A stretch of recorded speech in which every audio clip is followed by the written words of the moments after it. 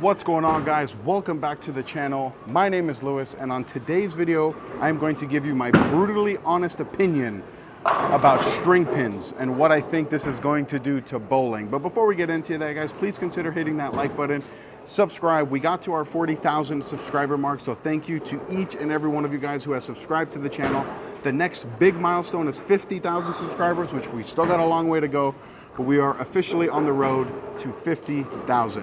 If you like the jersey I'm wearing in this video or in any of my videos, coolwick.com, promo code Napoles10, that'll get you 10% off your entire order. It does include free shipping.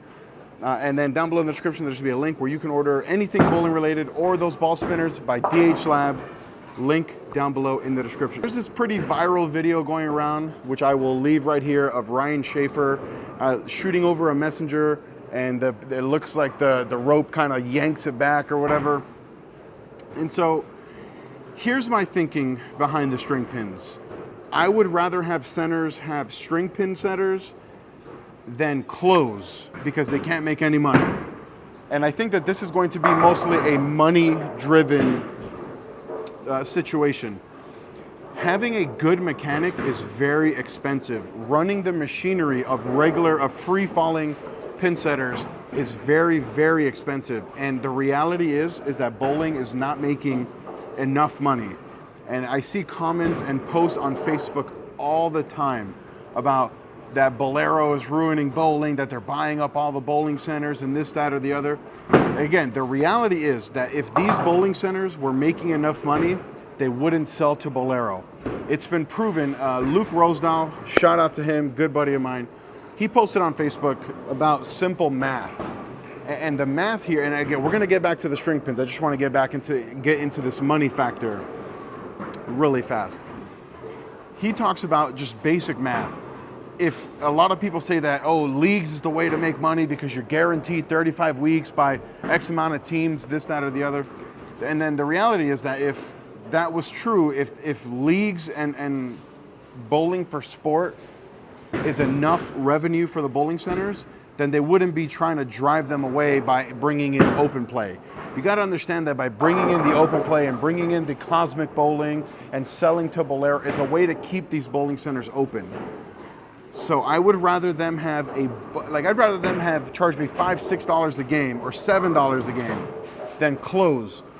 Because what are you going to do when they close all the bowling centers in your area because they couldn't make any money? You have to remember that the people who own the bowling centers, it's a business. It's how they pay their, for their bills. It's how they take care of their family.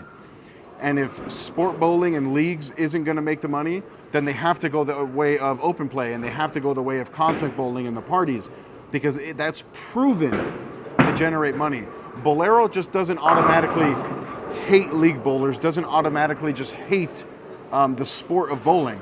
They just understand that the open play and the cosmic bowling and the parties and this, that, and the other is what brings in the money.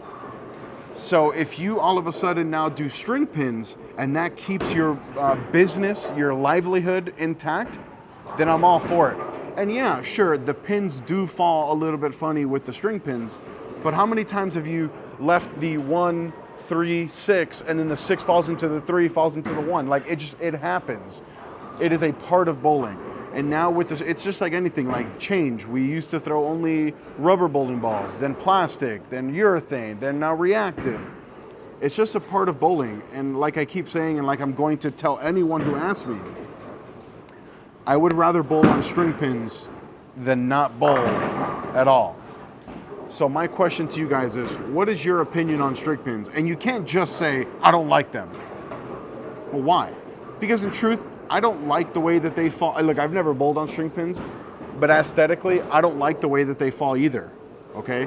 I think that it's not traditional bowling. Like, I like the free falling. I like sending messengers across. I like that there's no strings attached to the pins.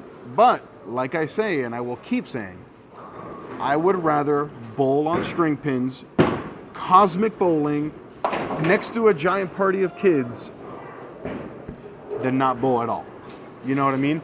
And you got to have one to have the other. If there's no open play, if there's no, bowling centers packed on the weekends, buying stuff from the concession stands, buying drinks, all this stuff, then there is no leagues, then there is no tournaments on the weekends, because you can't have one without the other.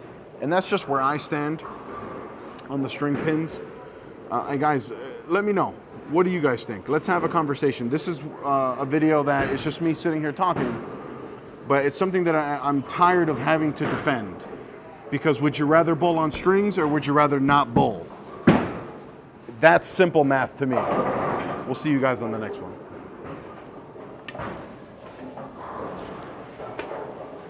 Six